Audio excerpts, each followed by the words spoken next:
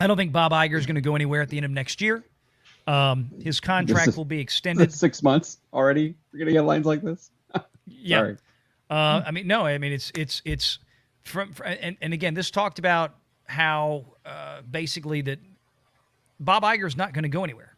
And the Motley Fool, and I've been talking about this since about the same time, since December of last year, not long after he came back in, he'd negotiate a contract extension in 2023, where we are right now, and it's starting to seem like a strong possibility. Again, this is according to the Motley Fool. This is a Wall Street financial publication. And it's basically because who's going to replace him? How far have they gotten with this succession plan? Nowhere. Why did Christine McCarthy check out? Probably because she realized that her path to the top, to the CEO position, was shut. It's the way is shut. It was made by those who are named Iger. It's like that kind of thing. McCarthy wasn't going to move up the ladder. She's tired of fighting with all this. She decided to leave.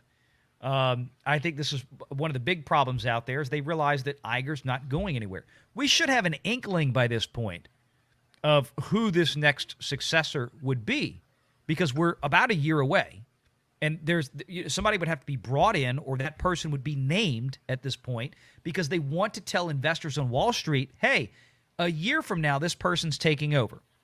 They're learning right now. They're studying and working under Iger to take over the rest of this. We're going to start putting them on the earnings calls. They're not just going to go cold turkey to a new CEO and new executive chairman January 1st of 2025. The fact that they don't have anybody out there, that nobody's seriously being discussed, tells me everything I need to know. Iger's going to hang around. And, I don't think that there's a single person inside the Walt Disney Company worthy of taking that seat that can actually correct the problems at Disney. Everybody inside the Walt Disney Company right now at that executive C-suite level, I think, is just as useless and corrupted and brain dead as the man sitting in the top chair. So I want to get everybody's opinion on that as we wind this down as a final thought. Just go down the list. Paulie, any thoughts on that one? I really don't. That's okay. Yeah, sorry, John? That's okay. John? I mean, I think your analysis is pretty spot on. I mean, like you said, who's the person that's going to take over? We just had a transition like less than a year ago. So, yeah, I don't really have anything else to add either. They're going to keep him on, and they're going to try and get some stability. But again, at the end of the day, I think that Paul Chapek has like an interesting video about how the Disney culture doesn't have anyone that could actually take it over, because they just kind of they create people a certain way, and that certain way isn't what people want right now. Nobody currently at Disney at that executive level is capable of fixing Disney, in my opinion. At least I'm not aware of anybody there that I would put my faith in. Now, there could be, and I could be wrong, but as far as everything that I've seen, I wouldn't trust anybody there to fix this problem, not at a macro level.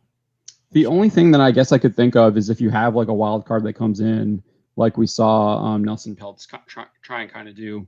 I think that's his name, right?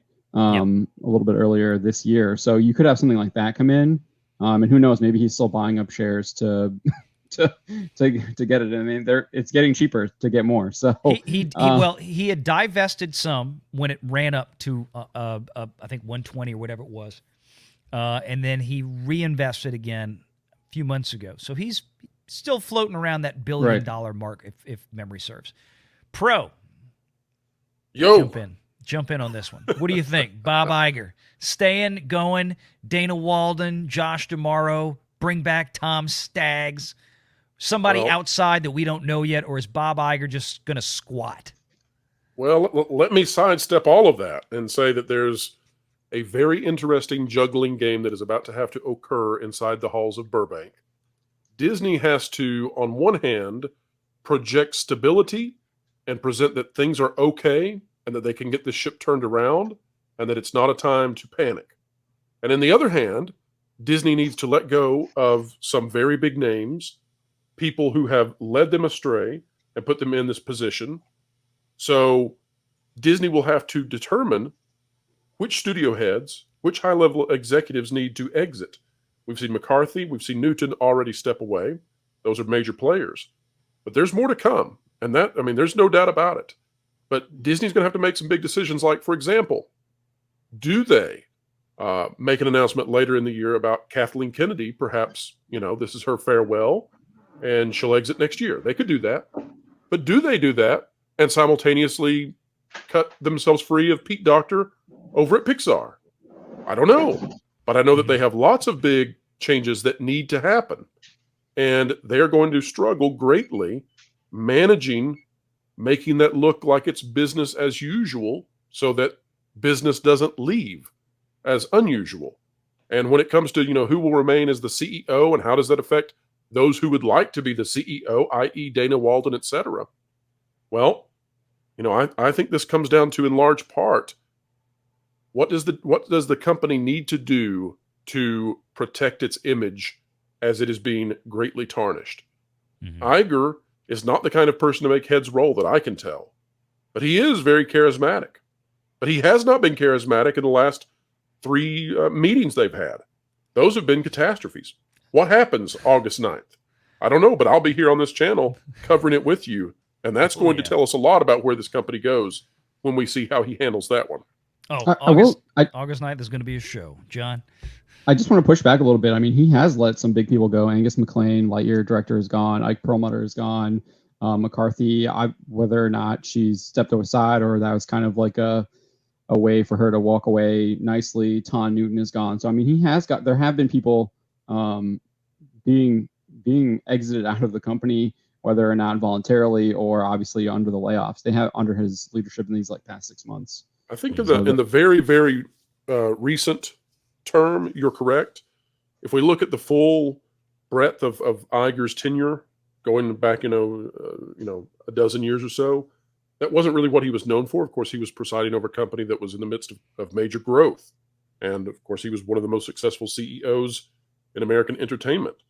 But you're right. In the last few months, we have seen this different side of it. Now, he's not been necessarily connected to that, right? There haven't been news stories about how Iger was the one behind it all. And they've been very careful to kind of tie those job cuts to having already been part of what Chapek talked about. Already, 3 rounds of it. And of course, we know that's went beyond now.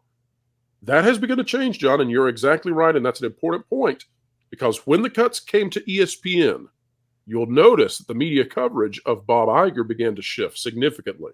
So let's pay attention to that. Mm-hmm. Yeah, indeed. I think it's going to be a wild ride. I think Wednesday, August 9th, we'll be covering it live right here on Valiant Renegade. Is going to be a show that is the next Walt Disney Company earnings call. It will be at 4:30 p.m. Eastern Standard Time. Rocket. Yeah, as many people as we have in chat now for our Sunday shows, I can't wait to see what that draws in. So those are always usually as big or bigger. So stay tuned for that. We'll be posting the links, covering it live right here. Renegade on